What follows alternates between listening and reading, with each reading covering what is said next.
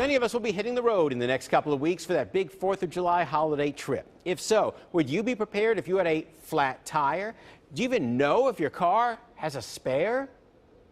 Paul Hawk couldn't believe what he found, or rather didn't find, after a tire blew out while on vacation. And we're driving down the road and all of a sudden we heard this great big pop. And my wife says, "Holy cow, I think we had a flat tire." So Paul pulled over, but in place of the spare, he found this, a small air pump and a patch kit. Nothing but a little compressor and a little tube. What do I do now? He says the tire had a deep cut in the side and the pump and patch was no help. When you put the compressor on it, the air just blew out the side of the tire. Eventually, he says, a sheriff's car came by, and after a $100 tow and a $150 tire, Paul and his wife were on their way again. But if you plan to buy a new car soon, you may want to look in the spare tire holder.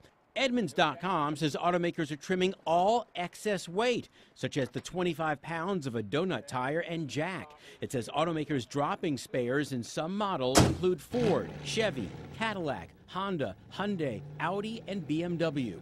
Paul just wishes the salesman alerted him. They just need to be more responsible to the people, or make sure that they know there's no tires in these cars so they can prepare themselves when they go on a trip. Paul plans to buy a spare before his next vacation. If your car has no spare tire and you're planning a big road trip, especially at night, you might want to consider putting a Doughnut tire in the trunk just in case. That way you don't have to call a tow truck at midnight, say, on the 4th of July, and you don't waste your money. I'm John Matteries, 9 on your side. And apparently